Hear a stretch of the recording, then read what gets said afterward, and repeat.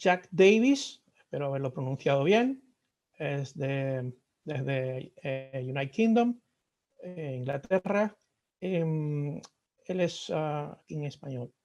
Científico de investigación y desarrollo en la empresa N-Chain, con un enfoque en soluciones blockchain para empresas, experto en investigación, comunicación y redacción técnica, con un historial de redacción de investigaciones patentables. En la licenciatura en Ciencias Naturales, en Física, enfocada en la física, matemáticas, ciencias materiales en la Universidad de Cambridge. La verdad que es un lujo porque además es una persona bastante activa, tiene su propio grupo de Meetup en Wales, yo le sigo desde la distancia y bueno, pues está muy, vamos a decirlo así, comprometido con la difusión de lo que hace en el mundo de Bitcoin Satoshi Vision. La verdad que es un lujo tenerlo aquí y poder escucharlo en castellano. Por cierto, hay que agradecer a las chicas de Argentina que también están haciendo la traducción simultánea y la verdad es que lo hacen muy bien. Muchísimas gracias. Y te dejo, Jax, el plato es tuyo.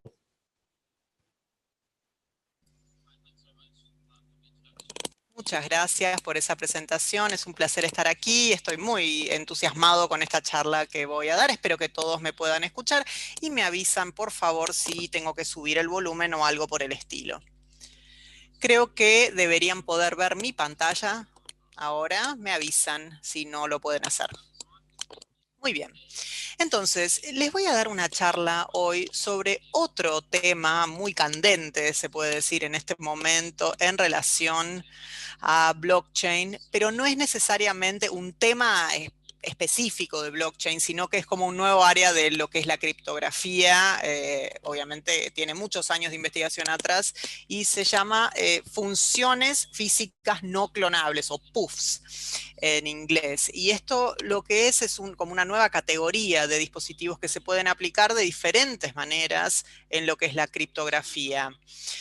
Y vamos a ver muchas de las diferentes aplicaciones y vamos a tratar de cumplir el espectro más amplio posible. Les voy a dar una breve descripción un poco de los puntos que voy a cubrir. En primer lugar, lo que quiero hacer es un poco motivar o describir de qué se tratan estos PUFs o estas funciones físicas no clonables, un poco de qué se trata.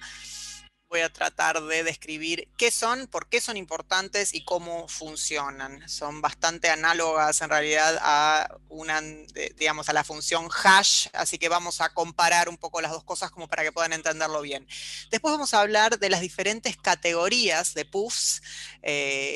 La idea es, digamos, hay dos tipos, están los PUFs fuertes y otro tipo de PUFs que son los PUFs controlados. Les voy a mostrar un poco de qué se trata, les voy a mostrar ejemplos también y por qué son útiles, para qué son útiles independientemente. Y luego vamos a describir algunas de las propiedades y vamos a finalizar con algunas aplicaciones reales. Esto es un poco como para que vean hacia dónde se orientan las investigaciones, tengan en cuenta que son investigaciones muy nuevas y el ámbito de aplicación obviamente lo vamos a tratar de describir rápidamente. La descripción general de estas funciones físicas no clonables, esto es un poco para entender de qué se trata. Cuando hablamos de PUF, ¿a qué nos vamos a referir en el resto de mi charla? Podemos utilizar la definición que la dio un investigador llamado Gassend y sus colaboradores en este paper del 2002, que indica, como pueden ver, que esto es el campo en el que se define. Hay varios papers que definen con otras definiciones más formales, pero muchas surgen de este es como el principal. Y definen como una función aleatoria que se evalúa con ayuda de un sistema físico específico. Entonces, cuando pensamos en las funciones random o las funciones aleatorias en código, en realidad es algo en lo que todos estamos analizando las propiedades físicas de un sistema o de un objeto para generar esta aleatoriedad o esta randomness. Entonces hay muchos conceptos con respecto a la aleatoriedad y son diferentes, pero siempre lo que intentamos es elegir fuentes de una randomness verdadera o pseudo aleatoriedad. La idea es medir los fenómenos naturales, por ejemplo, ruidos, circuitos naturales, no sé, girar una moneda un cierto número de veces. Es decir, tiene sentido que empecemos a mirar lo que es un mapeo de todas las funciones y generar esta aleatoriedad entre dos sistemas físicos en lugar de un uso único, y estos conceptos que sirven solamente para un uso.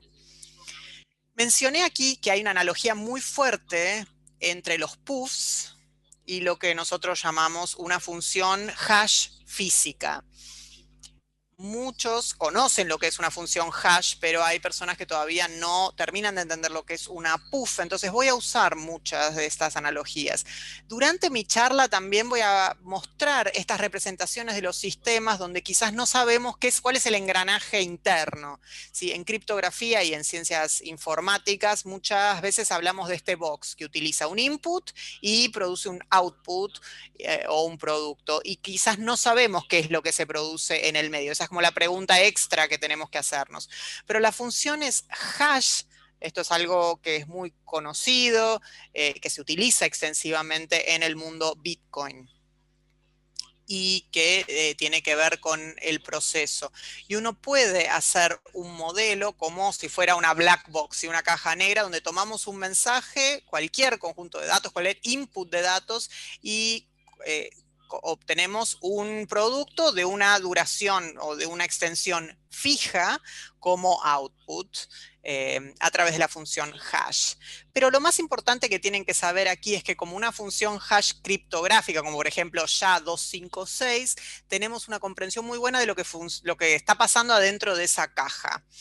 Y otras funciones hash criptográficas se definen y las especificaciones se pueden leer online, las pueden buscar y se puede escribir todo el circuito si uno quiere para estas funciones.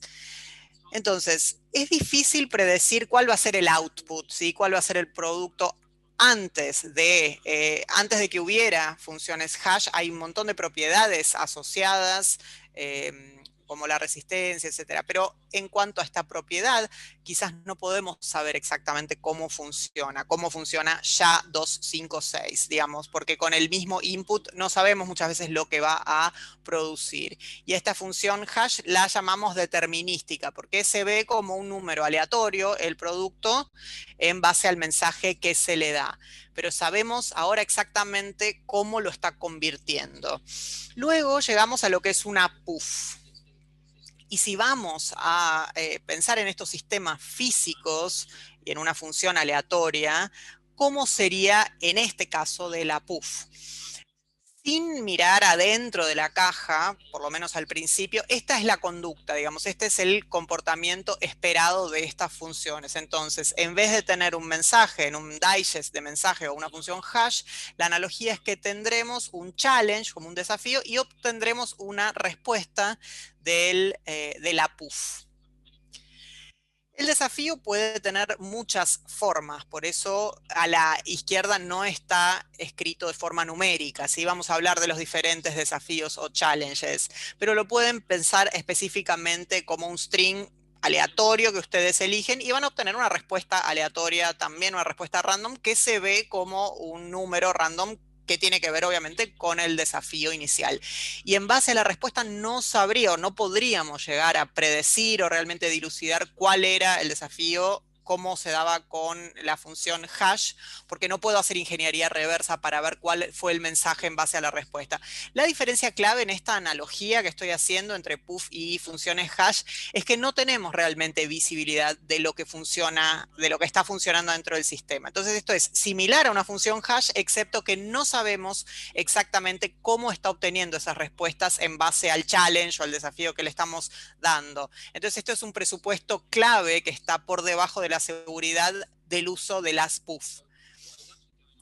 Lo que está funcionando en realidad, bueno, vamos a suponer, imaginemos que podemos mirar qué está pasando dentro de la puff. Este sistema físico va a ser parametrizado con muchas variables y muchas cosas diferentes. Entonces, traté de representar esto diciendo que, bueno, tenemos este sistema físico, piensen en esto como un objeto con diferentes parámetros que describen el objeto. Entonces, en teoría puede existir una forma de describir perfectamente todo lo que tenga que ver con este objeto, pero estamos presuponiendo que es increíblemente difícil caracterizar este objeto en su totalidad. Entonces, si tengo este objeto en mi mano, tengo este dispositivo puff en mi mano, sería imposible o casi imposible para mí decirle exactamente cuál es el patrón de formas y los colores de esas formas que están adentro de esa puff. Por esto lo estoy haciendo solamente para explicarles, ¿no? Pero sería muy difícil poder describirles el engranaje interno de ese objeto, aun si lo tuviera en mi mano. Entonces, ante el observador, esto parece una caja negra, justamente, donde no sé qué funciona adentro, a diferencia de lo que pasa con las funciones hash. Yo traté de representar aquí el sistema interno, ¿sí? Y que es el challenge lo que genera la respuesta. Entonces, no solamente es imposible para nosotros dilucidar cómo lo está influyendo, cómo está influyendo la respuesta, sino que la respuesta depende del sistema interno. Y esto es determinístico en el sentido en que si voy a brindar el mismo desafío al sistema de la misma forma, yo esperaría que interactúe de la misma forma con el sistema interno y que produzca la misma respuesta. Entonces, pueden pensar en lo que sucede adentro de la caja como una interacción bastante aleatoria entre nuestro challenge y cómo nuestro sistema produce la respuesta. Ahora vamos a mirar los diferentes escenarios y si estamos presentando diferentes challenges, si obtenemos diferentes respuestas. Acá tenemos una puff A, como lo que les mostré recién. Y yo le presento un desafío y espero obtener una respuesta. Si luego utilizo la misma puff y hago un segundo desafío, espero obtener una respuesta completamente diferente. Entonces, si los dos desafíos que le presento a la puff A no son iguales, entonces mis respuestas tampoco serán iguales. Esto continúa la analogía con las funciones hash. Si yo tengo dos mensajes en un sistema hash, voy a obtener dos respuestas o digest de mensajes completamente diferentes. De la misma manera, cambiando mi challenge, mi desafío, aunque sea un poco, va a generar una respuesta radicalmente diferente. Entonces no debería haber forma de, o sea, uno puede, cambiar los challenges para ver el cambio en las respuestas. Y esto es similar a las propiedades que asociamos con las funciones hash. Y ahora preguntémonos, ¿qué pasa si cambiamos el sistema interno del funcionamiento interno? Aquí tengo puff A versus puff B. Entonces, aquí existen composiciones diferentes internas, tienen diferentes parámetros que caracterizan el estado interno de ese sistema. Entonces, si yo tengo el mismo desafío que le había puesto al puff A, ya obtengo la misma respuesta que ya habían visto antes. Si le doy el mismo challenge al puff B, la respuesta es completamente diferente. Nuevamente, esto es una analogía. Puff A comparado con puff B y sería como dos funciones hash diferentes. No sabemos por qué son diferentes, no sabemos cómo funciona internamente, pero podemos pensar que cada instancia con un dispositivo puff termina generando como una función única, del mismo modo que con las funciones hash. Entonces, si tengo el mismo desafío, voy a obtener diferentes respuestas con diferentes puff, aun si los dispositivos son muy similares o si son producidos por el mismo fabricante. Nosotros esperamos que sigan teniendo variaciones aleatorias para poder obtener este resultado. Y esta es una de los supuestos clave, y es que las variaciones que causan estas respuestas diferentes a escala tan pequeña, creo que estamos a escala de micrones o más pequeña, son otras variaciones que están causando estas diferencias. Y suponemos que aún el fabricante podría estar influyendo o diseñando un dispositivo para obtener una respuesta particular. Y entonces a este concepto lo llamamos resistencia al fabricante. Entonces, aún cuando se están produciendo chips de silicio en masa, no van a tener influencia en la naturaleza de estas variaciones, ¿sí?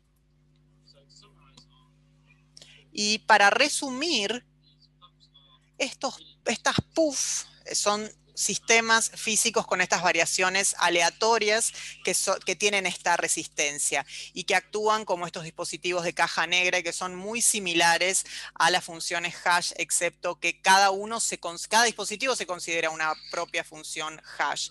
Y tenemos entonces los inputs o los challenges y los outputs o las respuestas. Y lo más importante en este sentido es que el estado interno del sistema en cierta forma está actuando un poco como una clave privada o una clave digital, excepto que con una clave digital normal, de hecho, no se está almacenando en la memoria, sino que es como el estado completo del sistema. Entonces es muy difícil o prácticamente imposible realizar un ataque invasivo en el dispositivo PUF para extraer la clave o donde se podría extraer una clave almacenada, ¿sí? Y también es importante recordar estas dos propiedades, ¿sí? Si no se llevan nada, al menos llévense esto, que las PUF son determinísticas y que son únicas, singulares. Para cada dispositivo, entonces, podemos enumerar los diferentes pares de challenge y respuesta, de desafío y respuesta. Cada vez que asignamos un desafío a una PUF, tenemos la respuesta y podemos ver cuáles son los pares que me van dando. Esperamos que, por supuesto, sean muy diferentes según cada PUF. Incluso si utilizamos los mismos desafíos, el output va a ser diferente. Y como los mapas que podemos ver entre una y otra, son los que fundan las bases de muchas de nuestras aplicaciones. Ya vamos a ver después cómo utilizamos las tarjetas, las keycards, y cómo se puede consumir, por ejemplo, un desafío único una vez para una respuesta, o si tengo un protocolo de identificación, por ejemplo, un log de identificación que me pueda presentar un desafío y yo encontrar la respuesta adecuada para ese desafío. Como mencionamos antes, hay, digamos, dos clases grandes de PUF. Las llamamos las PUF débiles y fuertes. Ahora les voy a explicar a qué me refiero con cada una de ellas o la distinción principal entre ambas. Y un poco más, las más fuertes hay una subcategoría por dentro que son las que se llaman las PUF controladas. Nuevamente es un cambio muy nuevo, es un campo nuevo, así que la terminología todavía está desarrollándose. Algunas veces parece haber como un área gris entre un dispositivo de una PUF y cómo categorizarlo. Ahora les voy a explicar un poco más por qué es que existe este área gris, porque justamente es cuando va escalando este área y el tipo de respuestas que se pueden obtener. Hablemos entonces un poco más acerca de las PUF débiles. Probablemente las débiles son el tipo de PUF que se utiliza con mayor frecuencia. Tienen un espacio del par de desafío-respuesta, que es el CRP, pequeño, es decir, no tienen tantos para utilizar. Es una analogía como, por ejemplo, si estuvieran almacenando una sola clave o llave física en un sistema. A la izquierda pueden ver un ejemplo de lo que se llama una PUF SRAM, que es el más común, el más utilizado, es el ejemplo más popular de todas las PUF en general. Pueden ver allí, en la parte izquierda, tenemos por un lado las variaciones de submicrones dentro de la creación de estos chips. Y luego, basándose en el estatus, en el estado interno, cuando dan su voltaje, tienen los estados estables o menos estables.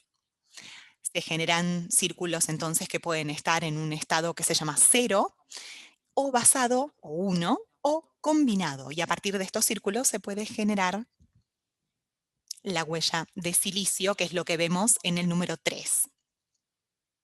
Se genera una huella lo suficientemente grande como para poder crear una clave digital. Y lo interesante de estas PUF es que toda la información en el SRAM es suficiente como dar información sobre una clave y escala con todos estos subcircuitos internos. ¿Cómo se los clasifica entonces? Con respecto a cómo se escala el espacio de SRP de acuerdo con la cantidad o con el tamaño total del dispositivo en sí. Es difícil de hablar de manera general, por supuesto, porque en esto hay tantos ejemplos diferentes, pero es uno útil, por lo menos, este ejemplo, como para que sirva como base para comprender a qué me refiero. Especialmente como tenemos poco espacio, hay que asegurarse de que este acceso esté restringido, porque si alguien supiera, por ejemplo, pudiera enumerar todos estos pares de SRP, podría personificarse en ese dispositivo. Así que por eso es que tratamos de establecer una clave para nuestras aplicaciones, pero nos aseguramos de que nunca se exponga esta clave de manera interna, para poder utilizar esta clave, esta seguridad, para manejar o mantener la seguridad de otro dispositivo. Es como la analogía de una clave maestra, por ejemplo, para otra de las wallets. Esto marca la seguridad general del resto de las claves que nunca queremos exponer. Por ejemplo, nunca queremos exponer la seguridad de una clave en particular y, por supuesto, tampoco de las que se derivan a partir de esa. En general, son muy baratas y muy prácticas de producirlas y por eso es que son populares. Así que este SRAM es un ejemplo muy útil y por eso es que se lo utiliza tanto.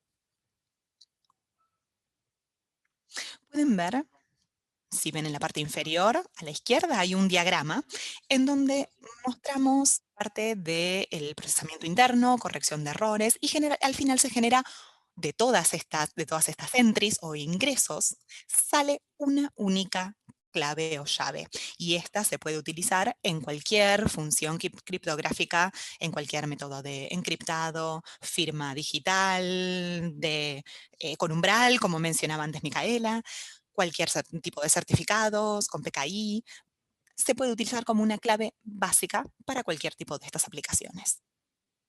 Y como casos de uso, bueno, tenemos algunos ejemplos. Son limitados, pero aún así son poderosos, son útiles. Como mencioné previamente, es una buena forma de generar de manera eficaz o de asegurar y almacenar la clave digital, pero no tener que utilizar la memoria o, digamos, solo mantenerla en la memoria transitoria para que no sea tan vulnerable a los ataques o que no sea tan vulnerable a los ataques físicos. Cuando uno piensa entonces en el sistema físico, piénsenlo como si fuera una clave única y que si alguien tratara de abrir ese sistema, de romper ese sistema, alterarían el sistema. La respuesta entonces depende del sistema interno, del modo interno del sistema. Si alguien tratara de atacarlo para extraer información del sistema, verían que han alterado el sistema y han cambiado la respuesta. Entonces, si alguien puede lograr ingresar al dispositivo, pero después no va a obtener ningún beneficio, ninguna ventaja de extraer información de ahí. O sea, que es como si fuera una autodestrucción, un sistema de autodestrucción incorporado. Y esto funciona muy bien con la identificación de los dispositivos. Uno puede tener muchas áreas en donde pueden unificar o unir la identificación con un dispositivo y que puede ser muy útil, por ejemplo, en una cadena. Después lo vamos a ver en un estilo de cadena de suministro, porque, por ejemplo, uno puede decir diamantes o relojes muy costosos, o sea, ítems de mucho valor. Hay que ver si se los ha falsificado o no, si son genuinos o no. Uno de los primeros pasos, entonces, para resolver un problema que surja es vincular alguna identidad para poder autentificar cuando uno está interactuando con alguno de los ejemplares o de los dispositivos. Este es uno de los ejemplos, pero otro ejemplo podría ser también de identificación es en las licencias de software. Asegurarse que el software solamente funcione, se ejecute en una máquina en particular o que el código se lea en una máquina en particular. Y esto es muy popular en los circuitos de licencia en donde se pueden diseñar sistemas de licencia en donde el software solo funciona o solo funcione en ciertos dispositivos. Y es muy útil realmente porque ahí uno garantiza que el dispositivo esté intrínsecamente vinculado con una clave. Hay una complejidad, por supuesto, acerca de cómo funciona este sistema, pero es muy poderoso para poder saber, digamos, autentificar qué dispositivo es con el que se está interactuando en cada momento. Hay muchos usos casos de uso al respecto. Pero bueno, vamos a limitarnos aquí a unas pocas claves que se puedan utilizar en este caso. Pasemos entonces a ver el segundo grupo, que son las que llamamos las PUF fuertes o dentro de ellas las controladas. ¿A qué me refiero entonces con esta otra categoría?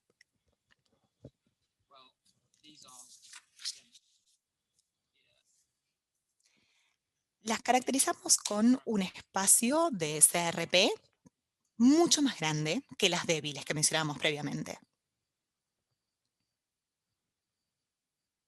Para ser más preciso, lo que quiero decir es que la cantidad de pares de desafío-respuesta pueden crecer de manera exponencial. Que hay una cantidad de componentes más pequeños que pueden crecer exponencialmente. Aquí tenemos un ejemplo a la izquierda, que es uno de los ópticos, el ejemplo de token óptico. Hay demoras que generan un resultado random o aleatorio al final, y lo que podemos tener es un espacio CRP que es exponencial a la cantidad de gates más pequeñas que tengamos. Nuevamente, debería ser inviable para enumerar todos los CRPs que existen. Tendría que ser casi imposible para mí o para cualquier persona que quisiera atacarlo, generar todos los pares de challenge response. Con una función hash es muy similar en realidad, pero por eso es que no nos preocupamos tanto en analizar cómo funcionan las funciones hash, porque estos espacios CRP son tan grandes, como antes mencionábamos el de SHA-256, que llevaría demasiado tiempo para que un atacante pudiera analizar cada input y pudiera recuperar cada output de esa función. Lo mismo pasaría aquí. Una PUF fuerte pudiera actuaría igual que la PUF que la hash con un espacio amplio. Luego, también permite tener una interfaz de CR no protegida. Yo podría permitirle a los atacantes que tuvieran acceso, pero no cambiaría nada internamente. Y esto es algo esencial para estas aplicaciones, para que estén mucho más concentradas en el uso de las keycards. Los dos ejemplos que podemos mencionar de este estilo, en la parte superior a la izquierda lo que ven es una puff óptica, que es bastante simple de entender porque es más similar a los que les mencioné o les mostré al comienzo, el modelo más abstracto. La óptica es lo que se ve aquí, esto es lo que se llama el token óptico, que es como un intermedio, que tiene como unas burbujitas pequeñas, y cuando ponen un láser a través con una cierta orientación, es decir, un ángulo de orientación en particular, van a obtener un patrón resultante diferente que entra en contacto por el contacto entre el láser y estas burbujas. Y en cualquier ángulo que lo puedan mantener o marcar, obtienen una respuesta diferente. Entonces, esta es la forma de las puff ópticas. Después la otra es a través de cables y de acuerdo con la demora que llega, es la dependencia de la PUF de las señales eléctricas que se están enviando. Allí, de esta manera, se genera un resultado aleatorio al final. Y nuevamente, son simplemente los dos ejemplos más típicos. Pueden ver la óptica. Es un poco más difícil de implementar, pero aún así, digamos, en ambas se pueden implementar y es más fácil de implementar que en una débil. Y finalmente tenemos el sector que llamamos las PUF controladas o las C-PUF, que restringen el espacio de CRP utilizando una cierta lógica de control. En esta definición del mismo paper que mencioné previamente, la lógica de control está relacionada con la PUF de manera inseparable. Entonces, lo que se ve es como si fuera una protección. Existe una lógica para proteger a la PUF de ataques. Se pueden encontrar, por ejemplo, en una PUF fuerte, si hay un ataque, aún así estas controladas, al incorporarlo dentro de un dispositivo PUF, Lo que implica es que la PUF tiene una lógica de control sobre un ataque de invasión, es decir, alguien que trate de modificar su lógica. Es utilizando el mismo concepto a través del cual, si uno quiere hacer un ataque invasivo, termino cambiando el medio y cambiando la respuesta que me daría. Entonces el atacante no tiene incentivo directamente de invadir a la PUF. Entonces decíamos que era una subcategoría de las PUF fuertes. Ahora están protegidas estas, es decir, protegemos la interfaz de CR y fundamentalmente la lógica de control está incorporada en el medio de la PUF misma. Sigue siendo un poco, digamos, poco práctica y más costosa, o sea, es un área un poco más gris en realidad dentro de las que incluyen esta lógica de control. Y para darles un ejemplo aún así de este estilo, que sirve para muchos propósitos, esta es una PUF que tiene un FSM, una máquina de lógica financiera, pueden implementarla aquí y el output es lo que ven en la parte derecha, es la clave que surge de la función hash de combinar los elementos previos. Pasa a través de la FSM para obtener el valor, que es la que da el resultado final. Lo que implicaría en realidad esto es agregar otra protección acerca de cómo se accede a la PUF y cómo se puede acceder a utilizar el dispositivo en su totalidad. No quiero decir con esto, no hace falta en realidad involucrarse con todo el proceso interno, hay muchos estilos, pero la idea es entender que estamos agregando un control más de manera interna. Casos de uso entonces para las PUF fuertes. Se trata mucho más de autenticaciones más complicadas, no tener, por ejemplo, una sola identificación, sino que hay un protocolo de autenticación más complejo, te pide muchas veces la identificación. Las keycards, que vienen desde la aplicación principal de las PUF fuertes, se puede consumir, por ejemplo, un PAR, un CRP, como autenticación primaria, y luego se pueden tener diferentes autenticaciones utilizando el mismo dispositivo sin tener que actualizarlo. Aquí a la derecha traté de mostrar, pero simplemente es como para ver qué es lo que pueden hacer. Pueden hacer la generación de la clave por un lado y pueden generar muchas más claves o llaves utilizando las PUF fuertes. Se pueden utilizar para identidad y suelen ser más complejas, suele tener protocolos de autenticación más complejos y por eso es que se las utiliza con mayor frecuencia. El tema de identidad, ahora les voy a contar un poco más al respecto, por qué es que agregamos muchas veces una parte que pasa a través de una máquina para una autenticación final. Y como para ir redondeando, me gustaría entrar un poco más en detalles acerca de estas aplicaciones, en particular acerca de cómo se pueden aplicar a Bitcoin y a otras áreas similares. La identidad es lo esencial dentro de las PUF, como ya mencioné previamente. Ya sea que tratemos de identificar a seres humanos para algún propósito en particular o asegurarse de quién está por detrás de un pago de Bitcoin o de cualquier tipo de pago. Lo esencial es que cuando uno se comunica utilizando una PUF, se comunica utilizando estos desafíos y respuestas. Es decir, es un protocolo de identidad que utiliza PUF. Si bien hay un elemento físico, es como reducir el peso o la carga de las comunicaciones y la complejidad cuando se autentica algo a futuro. Es un método mucho más largo, más complejo de cómo identificar cosas. La PUF siempre se utilizó para unir una identidad con un sistema físico, que es lo que habíamos dicho previamente. Entonces, como resumen, es como para reiterar lo previo, las PUF débiles tienen diferentes aplicaciones. Habíamos mostrado los que tienen dispositivos con una clave única. Y aquí vemos, en el espacio de blockchain, muchos proyectos que comienzan a utilizar estas PUF débiles para hacer un rastreo de soluciones de la cadena de suministro, fundamentalmente en las industrias que tienen productos de alto valor. Y otro caso es la parte de licencias de software.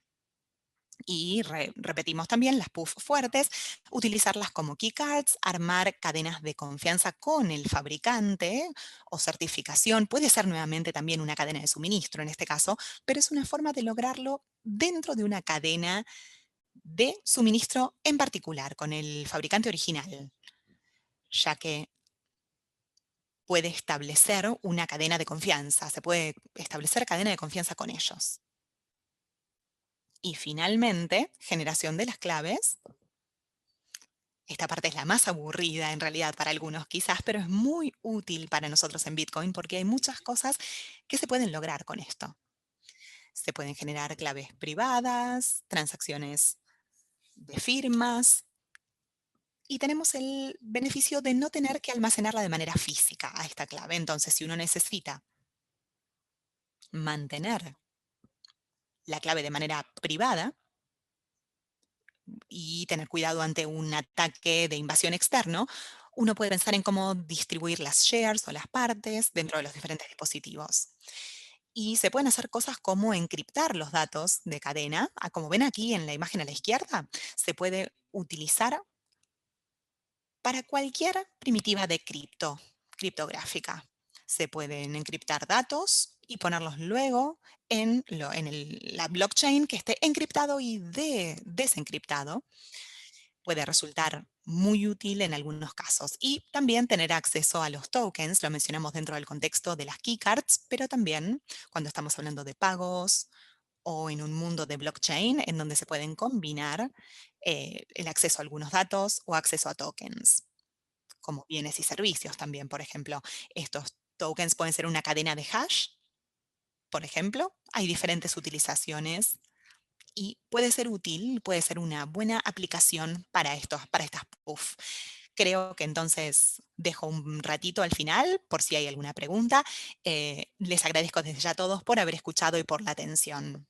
Espero que haya sido interesante. Una pregunta, yo creo que hay 1.000.000 de preguntas. La verdad que a mí, por lo menos, y creo que hablo por todos, me resulta súper interesante. Por ahí son preguntas que un poco reiteran lo que ya dijiste, así que te pido disculpas de antemano si te estoy haciendo repetir algunas cosas, pero creo que ayuda un poco a internalizar y entender, comprender mejor lo que vos estabas explicando. Por ejemplo, me preguntaron si deben poder replicarse las puff, ¿tiene sentido construir dos que sean iguales?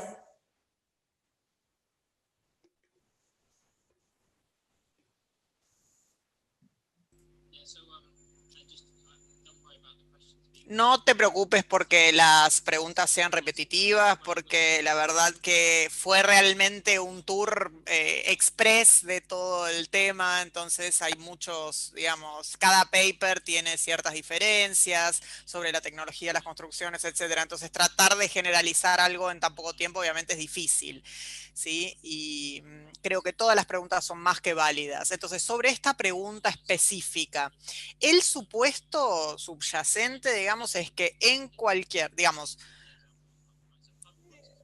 una puff funciona como algo conceptual, pero después hay implementaciones específicas de puffs. Entonces, mencioné la puff fuerte o la strong puff, es como la contrapartida de una puff débil, pero también tenemos un ejemplo popular de... digamos, tenemos ejemplos muy buenos de las fuertes. Obviamente se puede encontrar una taxonomía de cientos y cientos de ejemplos, como por ejemplo bobinas magnéticas. Bueno, aplicaciones hay miles, ¿sí?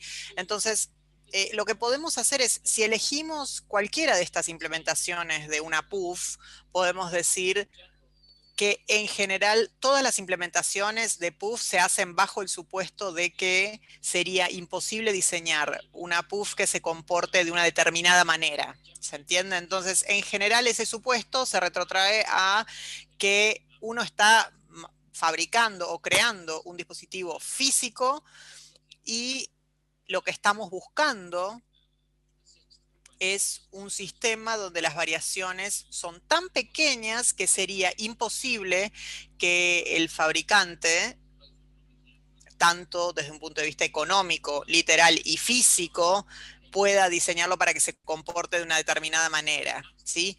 Entonces, ese es como el supuesto de inicio para las implementaciones. Entonces, cuando alguien elige una implementación, puede decir, o lo pueden pensar como el problema que uno tiene siempre detrás de cualquier esquema criptográfico o, no sé, una decisión que luego se va construyendo y uno tiene un problema y luego construye un sistema, ¿sí? Del mismo modo, aquí uno busca un sistema físico donde es muy difícil caracterizar, que es muy difícil de caracterizar. Entonces uno dice, a ver, ¿cómo puedo construir una PUF en base a esa propiedad? Entonces, en una buena implementación de PUF, esa es la base, digamos, como para que no cualquiera pueda manipular, digamos, una PUF para que se comporte de una determinada manera debido a la escala de las variaciones y la dificultad de cambiar esas variaciones. Espero que eso haya respondido, porque es una respuesta, es una pregunta complicada. Sí, gracias por responderla. Justo mientras vos estabas respondiendo, la misma persona que me hizo la pregunta me hizo otra pregunta que se junta un poco con algo que yo te quería preguntar, que tiene que ver con esta idea de las variables, digamos, que de alguna manera determinan el contexto de uso y funcionalidad en cuanto a lo que la PUF identifica o traquea. ¿Qué pasa si esas variables se modifican? ¿Qué pasa si el dispositivo que está ligado a esa PUF se rompe? O si hay que hacer alguna modificación.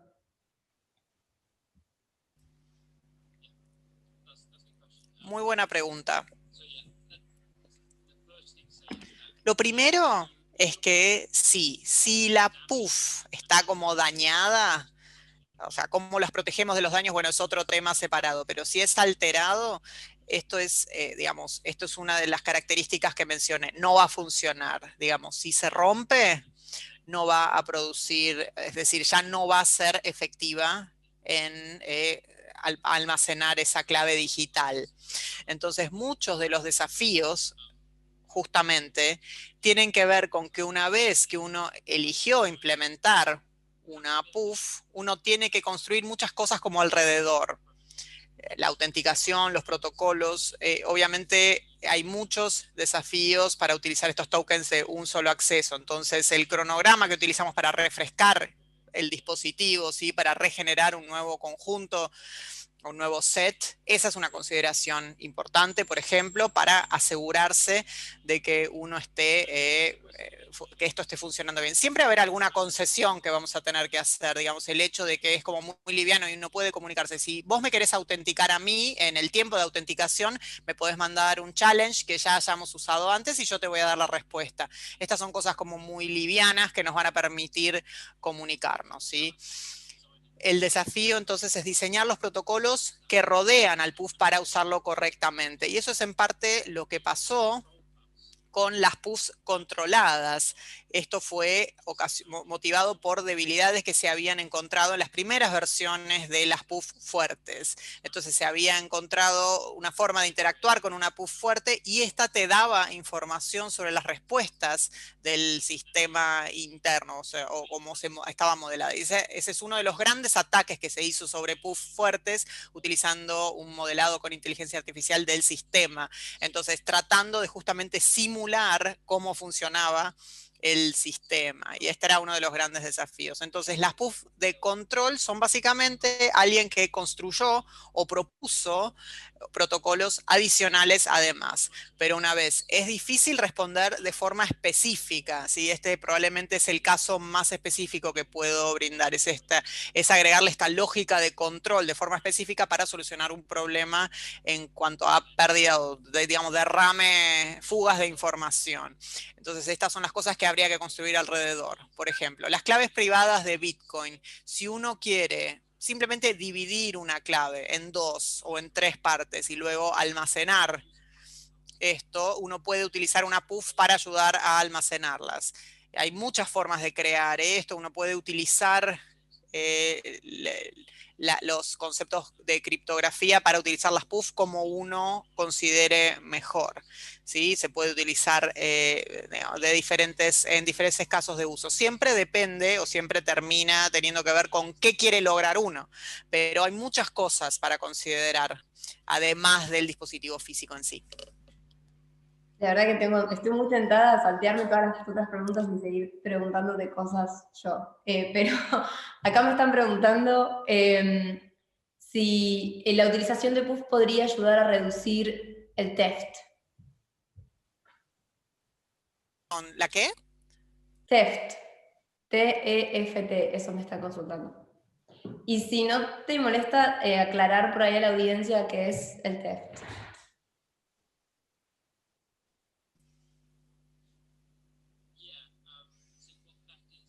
Sí, lo que es en general el theft, digamos, la protección principal que otorgan las PUF se retrotrae justamente a no almacenar una clave física. O sea, almacenar una clave tiene asociado muchísimos tipos de ataques. Uno siempre se abre a riesgos porque hay formas de extraer claves aún sin ingresar al dispositivo, ¿no? Hay varios ejemplos de esto. Entonces, el robo, el theft, digamos, del Bitcoin es algo ilegal, por supuesto. Entonces, perder la clave no significa que sí o sí nos vayan a robar las Bitcoin. Pero es perder control práctico quizás de las Bitcoin. Entonces es un riesgo que uno siempre tiene si uno está tratando de almacenar manualmente nuestras claves privadas. Pero en cualquier lugar de esos sistemas, aún hasta en almacenamiento frío, digamos, cuando uno está escribiendo una clave y almacenándola, esta es una forma de eliminar algunos de estos ataques. Pero también hay que tener cuidado si ese dispositivo es destruido, por ejemplo, uno ya no va a tener, o sea, uno va a haber perdido el control digamos. Esto nos lo quitan, entonces ahí hay que tomar ciertos pasos, como la redundancia o tener un sistema donde tengamos múltiples piezas de hardware que están involucradas. Esto es lo principal, digamos. Almacenar esto ha sido motivo de muchos hacks en el pasado, especialmente cuando esta información está relacionada con bitcoins de muy, muy alto valor. Genial, me están preguntando. En cuanto al uso de PUF para la autentificación de productos de la cadena de suministros, ¿qué tan popular, qué tan popular es en la práctica? Y si vemos una implementación a mayor escala todavía, ¿y cuál sería, si tuvieras que hacer una conclusión en cuanto al análisis de costos-beneficios?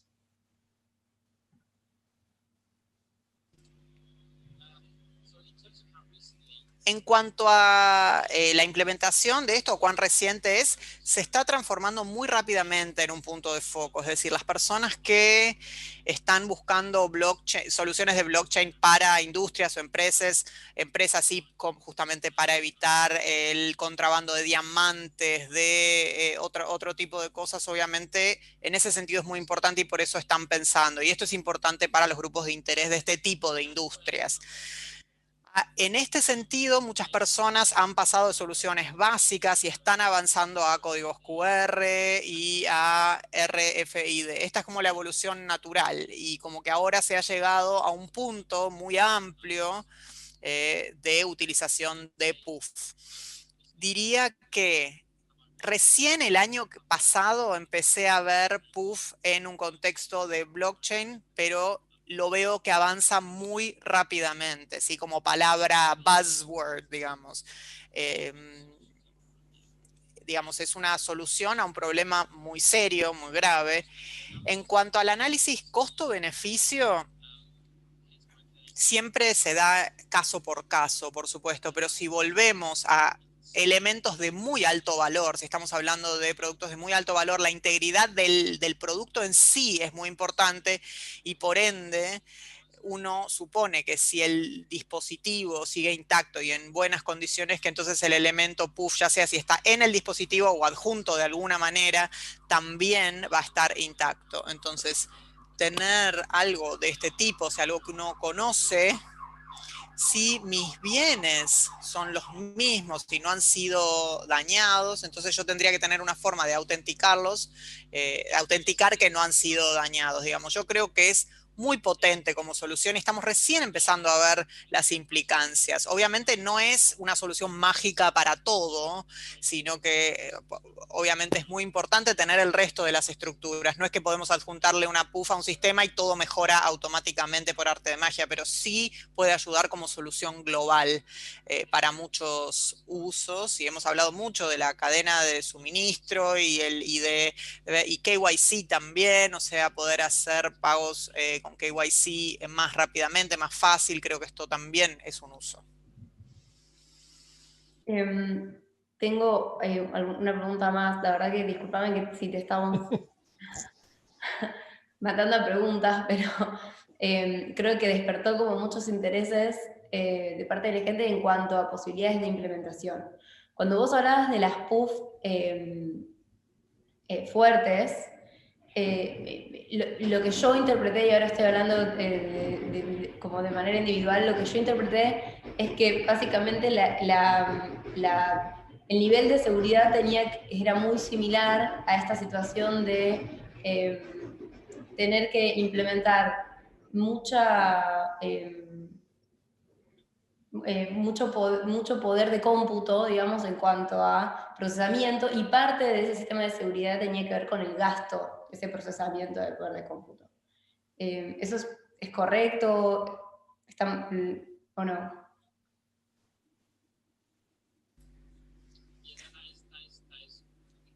Sí, es correcto. Cuando uno tiene una puff fuerte y uno dice, bueno, le estoy permitiendo a las personas, bueno, este plain text o todo, y en la débil lo mantenemos privado. Obviamente esto es una restricción, pero hay muchísimas aplicaciones donde podemos utilizarlo aún dentro de estas restricciones. La puff fuerte obviamente tiene el gran beneficio de que uno puede tener esto y no importa si las personas lo pueden ver mucho, digamos. Ahora bien, si tenemos algo con mucho poder de cómputo, digamos, podríamos quizás tener muchos CRPs, y no digo que pueda evitar todos los ataques, pero la sofisticación de los ataques con machine modeling y todo eso probablemente sea uno de los riesgos principales de seguridad con ese tipo de PUF específicos, ya que como es implementación a implementación, hay ejemplos de PUF fuertes donde uno puede quizás terminar siendo modelado más fácil que otros, y uno quizás no sabe hasta que pasa un poco de tiempo. Entonces no quiero dar una respuesta elusiva, pero en realidad realmente depende de qué PUF estamos hablando también. Sin embargo, uno puede tomar ciertos pasos, pero aún teniendo PUF fuerte con plain text o con texto simple, igual hay que utilizar canales de comunicación seguros siempre que sean necesarios. Entonces, en muchos casos tiene que ver con quién está implementando y depende cuál es el caso de uso también. Perfecto, bueno, genial. Creo que leí todas las preguntas, yo hice varias de las preguntas que quería hacerte, así que te agradezco mucho la presentación y te agradezco mucho que te hayas tomado el tiempo de contestarnos a todos. No sé, Ramón, si vos tenés alguna otra consulta. No, básicamente es que, claro, para un no técnico escuchar una charla de esta es alucinante.